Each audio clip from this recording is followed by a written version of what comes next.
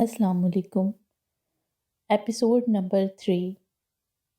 आज रिहर्सल का आखिरी दिन था, इसलिए वो शाम तक यूनिवर्सिटी में मौजूद थे। रिहर्सल हॉल की बजाय मेन स्टेज पर परफॉर्म कर रहे थे, अपने कंप्लीट कॉस्ट्यूम्स में। कबीर, तुम्हारी तवज्जो कहाँ है? वो कोई तीसरी बार इसे टोक चुकी थी। इसकी बेदहानी वो काफ़ी देर से महसूस कर रही थी। यही तो है, वो बड़बड़ाया था। आई थिंक हमें एक ब्रेक लेना चाहिए। वो अपनी घेरेदार इंग्लिश स्टाइल फ्रॉक को संभालते हुए बोली थी। Light baby pink colour frock इसके स्मार्ट से वजूद पर खूब जच रही थी। कबीर ने सर को इस बात में जुम्बिश दी। वो रोमियो जूलियट का उर्दू वर्जन एक्ट कर रहे थे। अरे हाँ, मैंने तुम्हें जो नज़म दी थी वो तुमने याद कर ली है या नहीं? जूलियट से पहली मुलाकात के बाद तुम्हें वो नज़म पढ़नी है। दीनिया ने एक टेबल से टेक लगाए पानी की बोतल मुंह से लगाई थी। नहीं यार, वो बहुत मुश्किल है। मुझे तो समझ नहीं आ रही।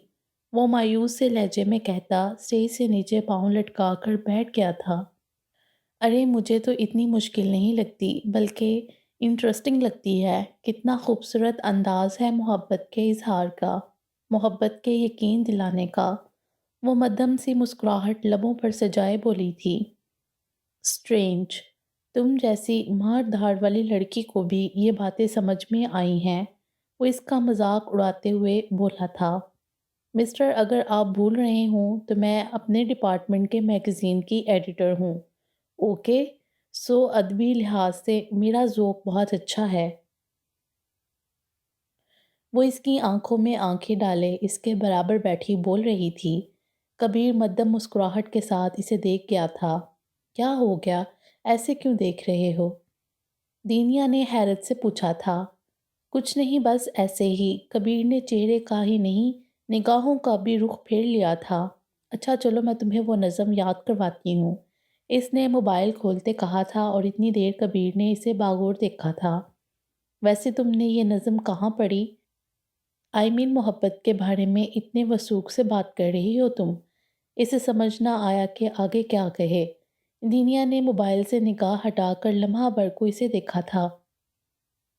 तुम्हें पता है, इतनी क्वालिटी की पोइट्री तो मुझे एक ही ज़रिए से पढ़ने को मिलती है, बाकौल तुम्हारे और हतीब के मिस्टर अनोनिमस। एक कार्ड में ये नज़म भी थी, मुझे अच्छी लगी थी। इसकी सबसे बड़ी खूबसूरती मोहब्बत का यकीन दिलाने की सही थी। इसने मुझे बहुत मुतासिर किया। हर लड़की की तरह मोहब्बत 14वीं के चांद की तरह मुकम्मल मोहब्बत, बेलौस मोहब्बत मेरी ज़िंदगी के चंद हसीन ख्वाबों में से एक है। आज वो पहली बार इस मौजू पर बात कर रही थी और वो भी कबीर से। क्या तुम मिस्टर अनोनिमस से? नहीं, ऐसा कुछ नहीं है फ़िलहाल। हाँ, अलबत्ता मैं इसके सामने आने की शिद्दत से मुंतज़िर हूँ। आखिर वो है कौन जिसने दीनिया शाह के रिसोर्सेज को चैलेंज किया है? मैं और कुछ नहीं सोचती इस शख्स के बारे में। इसने कबीर की बात बीच में ही काटी थी। और जिस दिन वो तुम्हारे सामने आया उस दिन क्या करोगी? वो जैसे आज सब कुछ जान लेना चाहता था। दीनिया ने इसे उकताई हुई नज़रों से देखा था। क्या है कबीर, अब तो तुम बोर कर रहे हो। ये कौन सा सवालनामा तैयार करके लाए हो आज? वो अपने मोबाइल में नज़म खोल चुकी थी। बोलो ना दीनिया, जिस दिन वो तुम्हारे सामने आएगा क्या करोगी? ठुकरा दोगी उसके जज्बे? वो अब भी इसी टोन में दरियाफ्त कर रहा था। अव्वल तो मुझे नहीं लगता कि वो कभी सामने आएगा, क्योंकि ऐसे चुप चुप कर पैगामात भेजने वाले लोग कमज़ोर इरादों के मालिक होते हैं। अगर कभी सामने आया भी तो कह दूंगी कि अपने इरादे के इतने पक्के हो तो जाओ जीत लो मुझे मेरे घर वालों से। वो गुस्से से कहकर वहाँ रुकी नहीं थी। कबीर ने मद्दम मुतबस्सम निगाहों से इसे जाते देखा था। ज़रा देख के चाल सितारों की, कोई जायचा खींच के लंदर सा, कोई ऐसा जंतर मंतर पर जो कर दे बख्त सिकंदर सा, कोई चिल्ला ऐसा काट के फिर कोई इसकी काट न कर पाए, कोई ऐसा दे तवीज़ मुझे वो मुझ पे आशिक हो जाए, कोई फाल निकाल करिश्मा कर मेरी राह में फूल गुलाब आए, कोई पानी फूंक के दे ऐसा वो पिए तो मेरे ख्वाब आए, کوئی قابو کرے قابو جن، کوئی سانپ نکال پٹاری سے، کوئی دھاگا کھینچ پراندے کا، کوئی من کا کشا حارث سے، کوئی ایسا بول سکھا دے نا وہ سمجھے خوش گفتار ہوں میں، کوئی ایسا عمل کرا مجھ سے وہ جانے جان نثار ہوں میں، کوئی ڈھونڈ کے وہ کستوری لا اسے لگے میں چاند کے جیسا ہوں، جو مرضی میرے یار کی ہے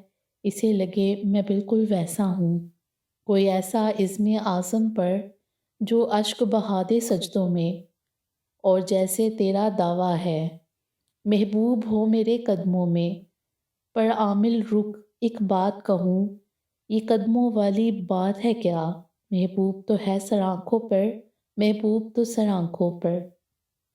کبیر کی آواز نے ماحول میں عجیب سا سحر بھر دیا تھا، ہال تالیوں سے گونجنے لگا تھا۔ جولیٹ کے گیٹ اپ میں بالکنی میں کھڑی دینیا بھی اس کے انداز ادائیگی پر دل ہی دل میں اسے داد دے رہی تھی۔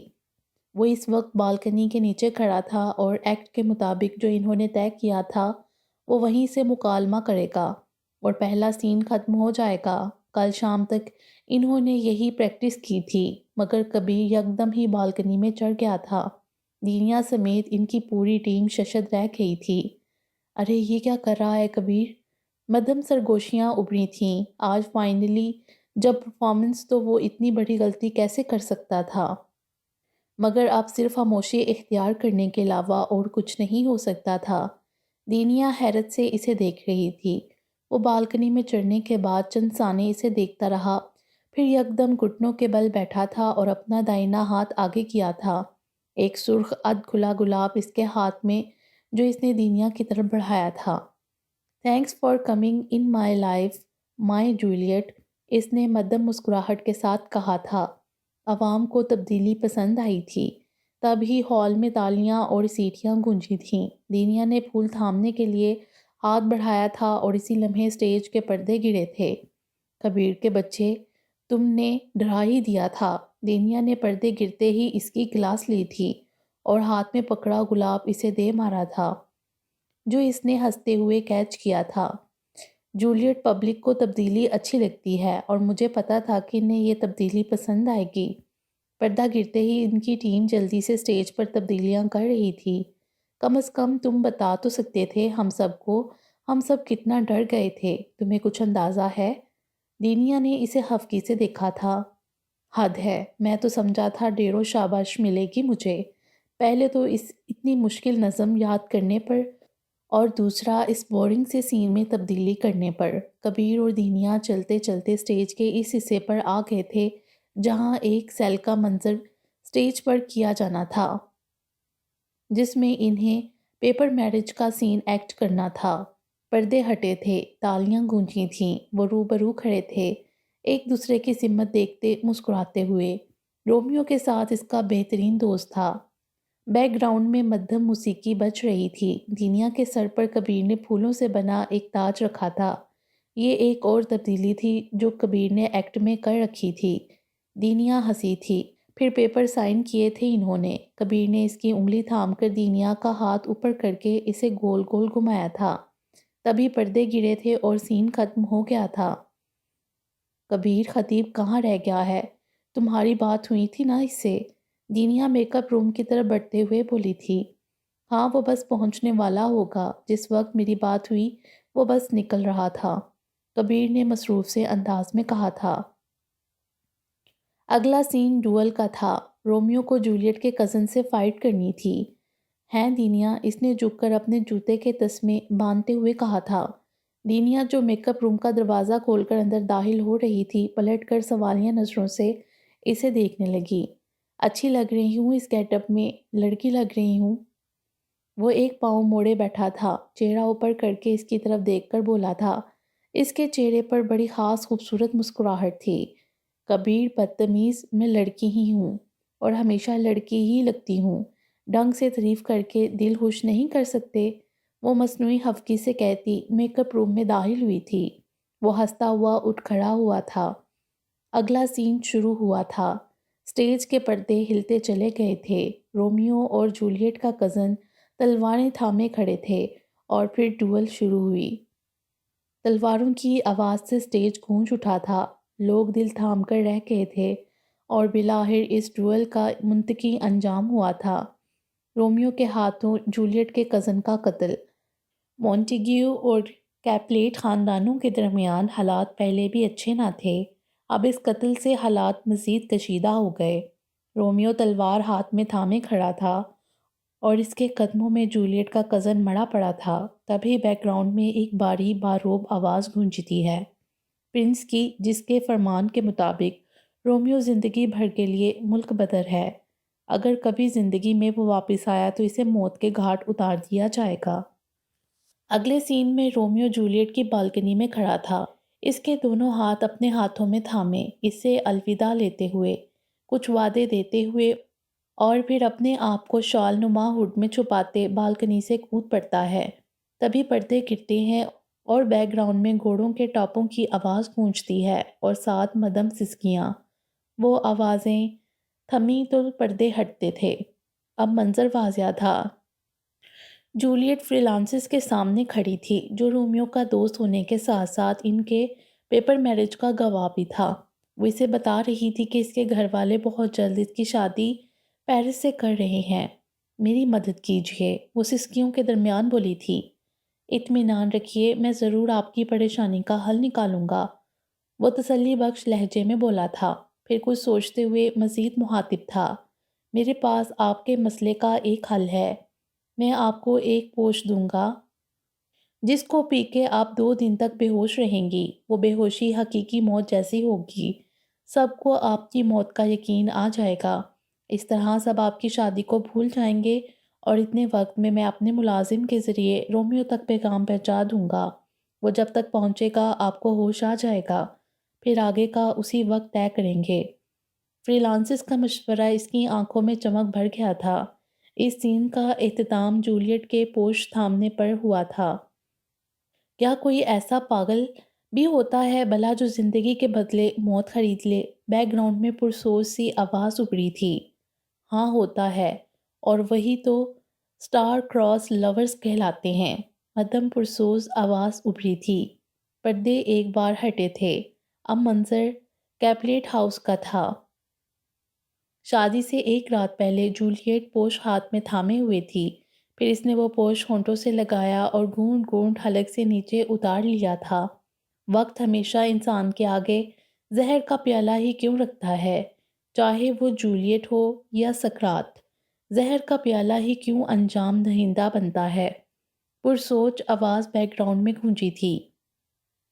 کیونکہ زہر کا پیالہ ہی انقلاب لاتا ہے، ماحول پر چھا جانے والی آواز تھی۔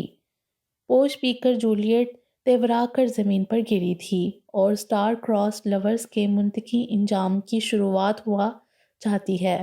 بیک گراؤنڈ میں پھر وہی روبدار سی آواز گونجی تھی۔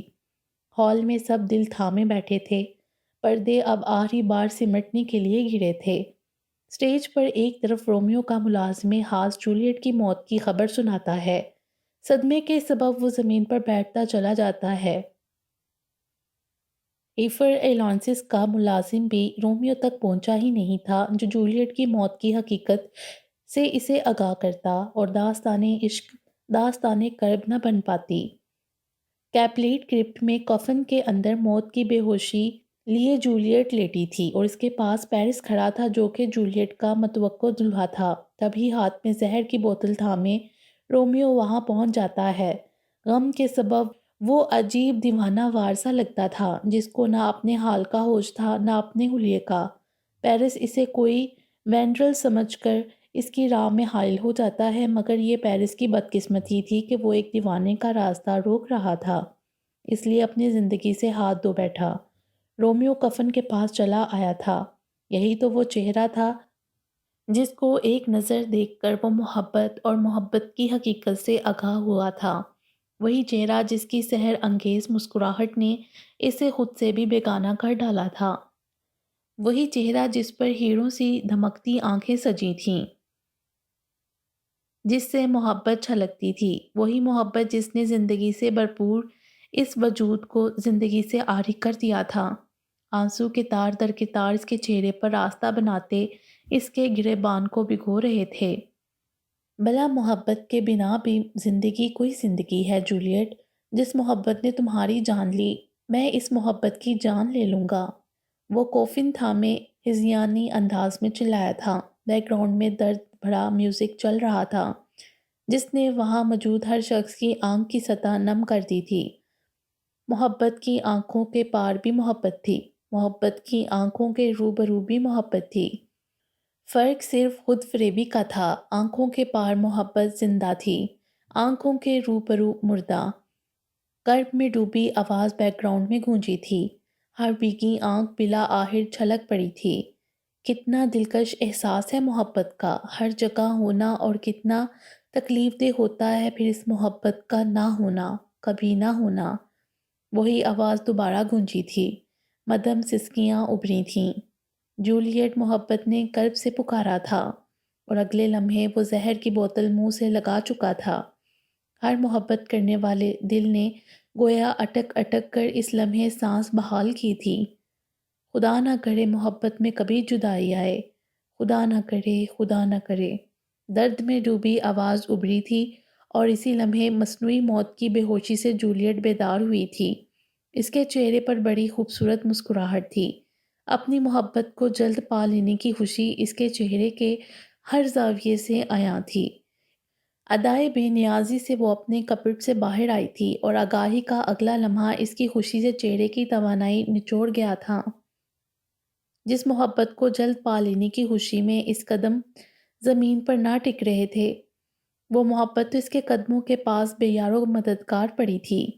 رومیو، وہ تڑپ کر زمین پر بیٹھی تھی۔ رومیو، جولیٹ نے اسے گریبان سے پکڑ کر جھنجھوڑا تھا، اور تب ہی اس کے ہاتھ سے زہر کی شیشی پھسلی تھی، اور اب وہ سمجھی تھی کہ محبت کی آنکھیں بے نور کیوں محسوس ہو رہی تھیں، جو اس کو دیکھتے ہی چمک اٹھتی تھیں۔ رومیو، گویا اس نے رومیو کی جلد بازی پر ماتم کیا تھا۔ وہ اس کے سینے پر سر رکھ کر روئی تھی، سسکی تھی، پھر آنسوؤں سے تر چہرہ اٹھا کر اپنی بے جان محبت کو دیکھا تھا۔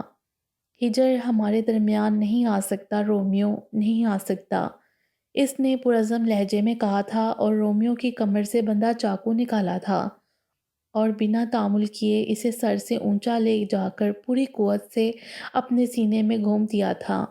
خون کا ایک فوارہ پھوٹا تھا، اور سفید فراق سرخ رنگ ہونے لگی تھی۔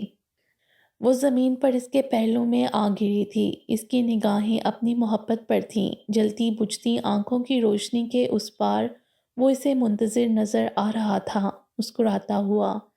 یہ منظر بڑی سی اسکرین پر واضح نظر آ رہا تھا، جس میں جولیٹ کی آنکھوں کو فوکس کر کے یہ منظر دکھایا گیا تھا۔ وہ مسکراتی ہوئی سبز گھاس پر اپنی فرشی فراک چٹکیوں سے تھامے آگے بڑھتی اس کے پھیلے ہاتھ پر اپنا ہاتھ رکھتی ہے۔ نفرتوں کے خداؤں کے آگے نہ محبت نے جھکنا سیکھا ہے نہ ٹوٹنا، بلکہ وہ خدا ٹوٹتے ہیں اور جھکتے بھی ہیں۔ مینٹیگیو اور کیپولیٹ خاندانوں کی طرح، جو نفرتوں میں اتنے آگے بڑھ گئے کہ ناموز محبت کو ان نفرتوں کی بین چڑھا دیا، لیکن یہ قربانی رائگاں نہیں گئی، یہ زہر کا پیالہ بیکار نہیں ہوا۔ انقلاب آ گیا تھا۔ وہ خاندان جو ایک دوسرے کی سمت دیکھنا گوارا بھی نہیں کرتے تھے، شیر و شکر ہو گئے۔ غم سا نجا ہوا تو سب کچھ سا نجا ہو گیا۔ دو لاشیں کتنی زندگیوں کے ضامن اور کتنی محبتوں کے محافظ بن گئے۔ تاریخ بدل گئی، روایات نہیں پڑ گئیں۔ بیک گراؤنڈ میں وہی آواز گونجی تھی، اس کے ساتھ ہی پردے ایک بار پھر گرے تھے، اور اب کی بار ہال میں موجود ہر شخص نے اس ڈرامے کے پرفارمنس کو کھڑے ہو کر داد دی تھی۔ ایک ایک کر کے ان سب کے نام کال ہوئے تھے، سب آ کر سٹیج پر کھڑے ہوئے تھے۔ سب سے آخر میں رومیو اور جولیٹ کو بلایا گیا تھا۔ ہال تالیوں سے گونج اٹھا تھا، ان پر پھول اچھالے گئے تھے۔ او کبیر، آئی ایم سو ہیپی۔ وہ اس کا ہاتھ تھامے گول گول گھوم گئی بیک سٹیج پہ۔ کتنا اچھا رہا جو ہم نے رومیو جولیٹ پرفارم کرنے کا سوچا۔ وہ ابھی بھی اس کا ہاتھ تھامے ہوئی تھی۔ کبیر نے مسکرا کر اسے دیکھا۔ ویسے جولیٹ، تمہارا اگر کوئی رومیو بن جائے، وہ ویسے ہی کام سے جائے، اس نے ہنستے ہوئے کہا تھا۔ کبیر بدتمیز، دینیا نے اس کے کندھے پر ہاتھ مارا تھا۔ اچھا یہ تو پتا کرو خطیب کہاں رہ گیا؟ کچھ پرفارمنسز کے بعد اس کا سانگ ہے۔ وہ جویلری اتارتے ہوئے مصروف سی انداز میں بولی تھی۔ کبیر نے اسے دیکھتے خطیب کا نمبر ڈائل کیا تھا۔ کال ریسیو ہوئی تھی۔ ارے یار کہاں رہ گیا حتیب، ہمارا ڈرامہ بھی ایکٹ ہو چکا ہے۔ وہ دوسری طرف کی سنی بغیر ہی اپنی کہہ رہا تھا، لیکن دوسری طرف ابھرنے والی آواز نے اسے یکدم سیدھا کھڑا ہونے پر مجبور کیا تھا۔ دینیا نے باغور اس کا انداز ملاحت کیا تھا۔ واٹ؟ کب؟ کیسے؟ کہاں ہے وہ؟ میری بات کروائیں۔ کبیر کے چہرے اور لہجے سے پریشانی آیا تھی۔ اوکے میں تھوڑی دیر بعد کال کرتا ہوں۔ اس نے کال کاٹ دی تھی۔ کیا ہوا، سب خیریت تو ہے؟ دینیا نے اس کی طرف دیکھتے پوچھا تھا۔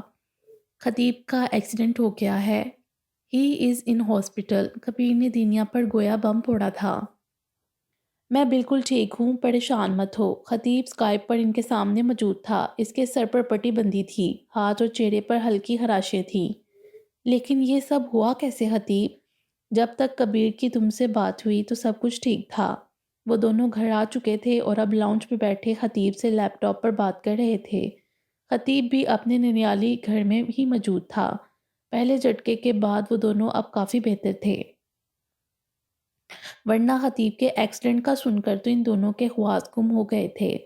میں کراچی نکلنے کے لیے لالا جان کے ساتھ ڈیوو کے اڈے پر پہنچا ہی تھا کہ روڈ کراس کرتے ہوئے ایک کار نے مجھے ہٹ کیا۔ وہ تو شکر ہے اس کار کی سپیڈ سلو تھی، ورنہ میں سیدھا اوپر پہنچ جاتا۔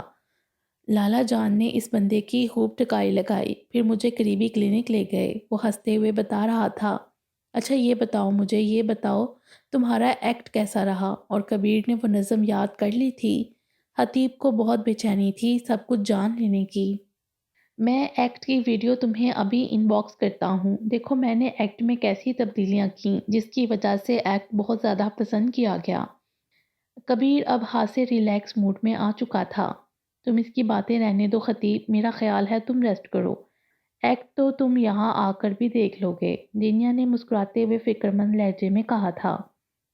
اس جولیٹ کی بات مت سننا تم نے یہ ایکٹ تر و تازہ نہیں دیکھا تو سب بیکار ہے۔ کبیر نے موبائل پر انگلیوں کو حرکت دیتے کہا تھا۔ کبیر میں تمہیں گنجا کر دوں گی اب اگر ایک اور بار بھی تم نے مجھے جولیٹ کہا تو۔ میں دینیا ہوں، دینیا شاہ۔ وہ خطرناک تیوروں کے ساتھ کبیر کو گھورتے ہوئے بولی تھی۔ اب تم کچھ بھی کہو، میرے لیے تو تم اب جولیٹ ہی ہو۔ میں تو اب تمہیں اسی نام سے پکاروں گا۔ وہ اپنی جگہ سے اٹھ کر صوفے کے پیچھے کھڑے ہوتے بولا تھا۔ خطیب نے بت ساختہ چونک کر اسے دیکھا تھا، کچھ نیا پن تھا اس کے لہجے میں۔ اپنی بات مکمل کر کے وہ فرار ہو چکا تھا۔ خطیب تم ریسٹ کرو، میں ذرا کبیر کے بچے کو بیڈ ریسٹ پر پہنچا کے آتی ہوں۔ اوکے، اللہ حافظ۔ دینیا نے اپنی بات مکمل کر کے اسکائپ بند کر دیا تھا۔ خطیب کچھ دیر تاریک اسکرین کو دیکھتا رہا تھا، پھر سر جھٹک کر لیپ ٹاپ آف کر دیا تھا۔ تبھی کمرے کا دروازہ کھول کر ماما جان اندر آئی تھیں۔ ان کے ہاتھ میں ہلدی ملا دودھ تھا۔ اف ماما، بہت کڑوا سا ہوتا ہے یہ، حتیم نے کڑوا سا منہ بنا کر کہا۔ اس لیے جلدی آرام کرتا ہے، جلدی زخم بھر دیتا ہے اور انسان میں طاقت پیدا کرتا ہے۔ انہوں نے ناصفانہ انداز میں سمجھاتے ہوئے دودھ کا گلاس اس کے ہونٹوں سے لگایا۔ بھلا کڑوی چیزیں بھی طاقت بخش ہوا کرتی ہیں؟ اس نے دودھ کا گلاس ختم کر کے کہا تھا۔ تلخ حقیقتیں بھی تو انسان کو طاقتور بناتی ہیں، تو تلخ اشیاء کیوں نہیں؟ انہوں نے کچھ کھوئے کھوئے انداز میں کہا تھا۔ میں نے سوچ لیا ہے اس بار بھائی صاحب سے افق کے بارے میں بات کروں گی، ان سے کہوں گی کہ کچھ عرصے کے لیے افق کو اس کی اماں کے پاس بھیج دیں، تاکہ اس کی زندگی میں ماں کے نہ ہونے سے جو خلا پیدا ہو گیا ہے وہ پر ہو سکے۔ وہ جذباتی لہجے میں بولی تھیں۔ خطیب نے محبت اور دکھ کے ملے جلے تاثرات کے ساتھ ماں کو دیکھا تھا۔ وہ جانتا تھا افق انہیں خطیب جتنا ہی عزیز تھا۔ اماں جانی اب ایسا ممکن ہی نہیں، بڑے ماموں جان کبھی بھی نہیں مانیں گے۔ انہوں نے کبھی بچپن میں لالا جان کو پھوپھی سے ملنے نہیں دیا، تو اب تو وہ بڑے ہو چکے ہیں، اب تو شاید وہ خود بھی جانا نہیں چاہیں گے۔ ایک جھجک آ چکی ہے ان کے مابین، خطیب نے سمجھانے والے انداز میں کہا تھا۔ تو کیا میرا افق ایسا ہی رہے گا، ادھورا اور تنہا؟ ان کے لہجے میں ممتا کی تڑپ تھی۔ 7-8 سال کا تھا جب وہ حادثہ ہوا تھا۔ ان کے ذہن کے پردے پر ماضی کی تلخ یادیں ابھری تھیں۔ آپ سے کس نے کہا کہ آپ کا افق ادھورا اور تنہا ہے پھپھو؟ جس کے پاس ماں کی طرح محبت کرنے والی پھپھو ہو وہ ادھورا کیوں کر ہو سکتا ہے؟ افق نہ جانے کب وہاں آ گیا تھا۔ انہوں نے تڑپ کر اسے گلے لگایا تھا، اس کا چہرہ دونوں ہاتھوں میں لے کر ماتھے کا بوسہ لیا تھا۔ تم نے مجھے بتایا کیوں نہیں افق؟ میں چھوٹے بھیا بھابھی سے بات کرتی تمہارے لیے، ان کا دکھ سے برا حال تھا۔ ارے یہ اتنی کوئی اہم بات نہیں تھی، بس یوں ہی بچپن کی ایک بات ذہن میں رہ گئی تھی۔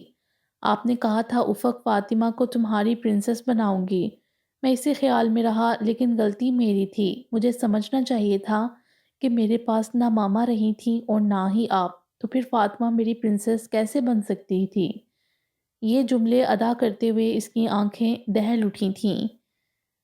افق بس وہ یہی کہہ سکی تھیں۔ اچھا اب بس بھی کریں، یہاں آپ خطیب کا خیال کر رہی ہیں یا رو رو کر اسے پریشان کر رہی ہیں؟ اس نے ان کا ہاتھ تھام کر انہیں خطیب کے برابر بیڈ پر بٹھایا تھا اور خود ان کے سامنے بیٹھ گیا تھا۔ جو ہوا سو ہوا، اس کو بھول جائیں، میں بالکل ٹھیک ہوں، پریشان مت ہوں، بس کچھ وقت لگے گا، پھر سب کچھ بالکل ٹھیک ہو جائے گا۔ وہ ان کا ہاتھ سے ہلاتے ہوئے بول رہا تھا اور خطیب صدمے میں گرا اسے دیکھ رہا تھا، جس کی آنکھیں اس کے بولوں کا ساتھ نہیں دے رہی تھیں۔ خطیب نے آج ہی جانا تھا کہ محبت بعض دفعہ انسان سے کھو بھی جاتی ہے اور انسان تہی دست و تہی دماغ رہ جاتا ہے۔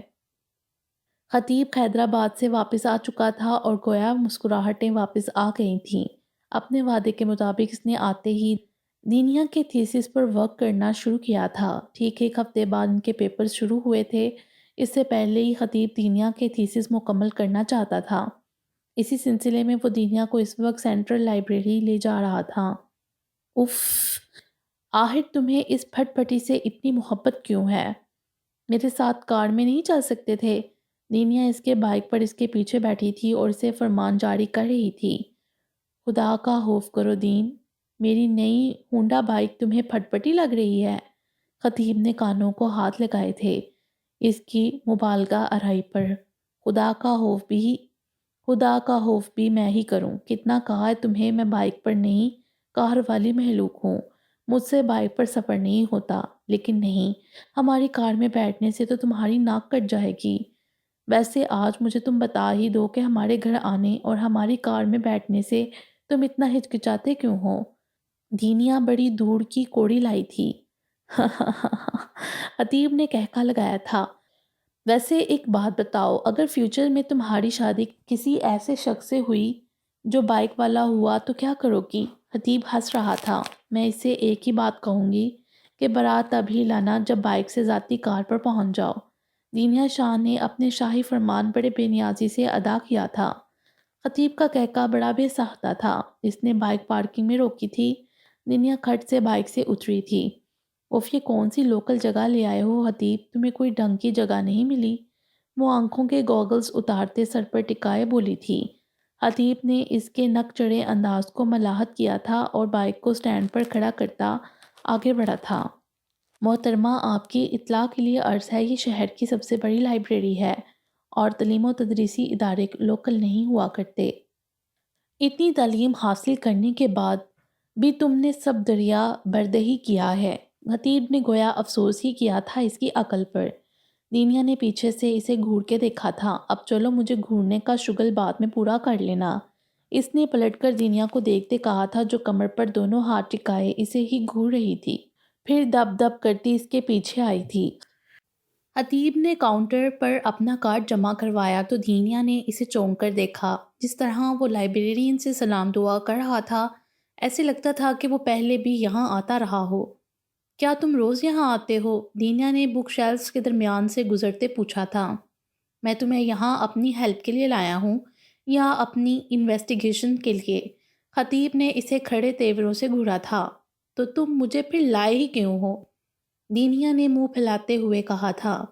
محترمہ دینیا شاہ، آپ شاید بھول رہی ہیں کہ ہم یہاں آپ کے تھیسس کے کچھ اہم نکات ڈھونڈنے آئے ہیں، لہٰذا اب آپ یہ بک کی لسٹ پکڑیں اور انہیں ڈھونڈ کر وہ کارنر والی ٹیبل پر لے آئیں۔ تب تک میں کچھ دوسری بکس دیکھتا ہوں۔ خطیب نے لسٹ تھماتے اسے روانہ کیا تھا اور خود بھی مطلوبہ بکس ڈھونڈنے لگا تھا۔ بکس لے کر وہ دونوں کارنر والی ٹیبل پر آ گئے تھے۔ خطیب مختلف کتابوں میں سے اہم پوائنٹ اسے ڈیڈکٹ کروا رہا تھا۔ خطیب کی مکمل توجہ بکس کی طرف تھیں، جبکہ دینیا چوئنگم چباتے، ببلز بناتے ادھر ادھر کے مناظر سے مستفید ہو رہی تھی۔ ارے تم نے کبیر کو بھی بلایا تھا، شکر ہے اب میں اس کے ساتھ چلی جاؤں گی۔ دینیا نے کاؤنٹر پر کارڈ سبمٹ کرواتے کبیر کو دیکھ کر کہا تھا۔ میں نے تو نہیں بلایا کبیر کو، کہاں ہے کبیر؟ خطیب نے چونک کر دینیا کی نگاہوں کا تعاقب کیا تھا۔ واقعی وہ کبیر ہی تھا۔ تو پھر یہ یہاں کیسے؟ دینیا نے حیرت سے سوال کیا تھا، پھر بولی تھی۔ اور اب میں سمجھ گئی کہ یہ یہاں کیوں آیا ہے، اس نے گردن کو پرسوچ انداز میں ہلاتے ہوئے کہا تھا۔ خطیب نے ماتھے پر بل ڈال کر اسے دیکھا تھا۔ یقیناً اب اس تھیلے سے کوئی عجیب و غریب بلی ہی باہر آنی تھی۔ یہ ہم سے چھپ کر پیپرز کی تیاری کر رہا ہے تاکہ ہم سے اچھے گریڈ لے سکے۔ اس نے بات مکمل کر کے داد طلب نظروں سے خطیب کو دیکھا تھا، جو سنجیدہ عاجز نگاہوں سے اسے دیکھ رہا تھا۔ کیا میں نے کچھ غلط کہا ہے؟ وہ معصوم صورت بنائے حیرت سے اسے پوچھ رہی تھی۔ خطیب چند ثانے اسے دیکھے گیا، پھر ہنستے ہوئے چہرے کا رخ پھیر گیا تھا۔ بے وقوفوں کی شہزادی، اس نے ہنستے ہوئے کہا تھا۔ اس کے کمپلیمنٹ پر دینیا نے منہ بنا کر اسے دیکھا تھا۔ بھلا دوستوں پر بھی کوئی شک کرتا ہے دین؟ اسے منہ بناتا دیکھ خطیب نے اپنی ہنسی کو بریک لگایا تھا۔ اچھا تو پھر تم ہی بتاؤ وہ یہاں کیوں آیا ہے؟ اس نے خفا لہجے میں کہا تھا۔ یہ تو مجھے نہیں پتا، چلو چل کر دیکھتے ہیں، خطیب نے اپنی جگہ سے اٹھتے کہا تھا۔ دینیا نے اس کی تقلید کی تھی۔ کبیر سیڑھیاں چڑھ کر اوپر آیا تھا اور دائیں طرف مڑ گیا تھا۔ ان دونوں نے حیرت سے ایک دوسرے کو دیکھتے ہوئے لا علمی سے کندھے اچکائے تھے، پھر آہستہ آہستہ بک شیلفز کے درمیان چھپتے چھپتے اس کے پیچھے گئے۔ کبیر پوئٹری سیکشن کی طرف آیا تھا۔ یہاں مختلف زبانوں میں پوئٹری کا ایک بڑا ذخیرہ مواد تھا۔ وہ دونوں ہی چونکے تھے۔ کبیر اردو پوئٹری کی شیلفز کی طرف گیا تھا اور اب مختلف بکس پر انگلی پھیرتے اسے مطلوبہ بک مل گئی تھی۔ اس نے بک نکالی تھی اور پلٹا تھا۔ خطیب اور دینیا جلدی سے بک شیلفز کی طرف رخ کر کے کھڑے ہو گئے تھے۔ کبیر سیڑھیاں اتر کر واپس جا چکا تھا۔ ان دونوں نے ایک دوسرے کی طرف دیکھا تھا۔ کبیر نے پوئٹری پڑھنا کب سے شروع کی؟ دینیا نے حیرت سے خطیب سے پوچھا تھا۔ خطیب نے لا علمی سے کندھے اچکائے تھے۔ رومیو جولیٹ والا ایکٹ کرنے کے بعد کبیر بہت چینج ہو گیا ہے، مجھے لگتا ہے یہ رومیو جولیٹ سے بہت متاثر ہو گیا ہے، دینیا نے ہنستے ہوئے کہا تھا۔ ہو سکتا ہے وہ رومیو جولیٹ سے نہیں، تم سے متاثر ہو گیا ہو دین، خطیب نے چند ثانے اسے دیکھتے رہنے کے بعد کہا تھا اور آگے بڑھ گیا تھا، جبکہ دینیا وہیں کھڑی اس کی بات کو معنی پہنانے کی کوشش کرتی رہی تھی۔ واپسی پر ان دونوں کے بیچ محسوس کن خاموشی تھی۔ یاد ہے نا پرسوں صبح ہمیں تمہاری تھیسس کے حوالے سے ایک کمپنی کا وزٹ کرنا ہے، خطیب نے اسے گھر کے باہر چھوڑتے ہوئے ریمائنڈ کروایا تھا۔ اس نے صرف سر ہلانے پر اکتفا کیا تھا۔ خطیب اللہ حافظ کہہ کر آگے بڑھ گیا تھا، جبکہ چند ثانیے وہیں کھڑے رہنے کے بعد وہ گھر کے اندر چلی گئی تھی۔ مریم کا بیٹا بہت اچھا ہے، خوددار، ذمہ دار، مریم نے اچھی تربیت کی ہے اس کی۔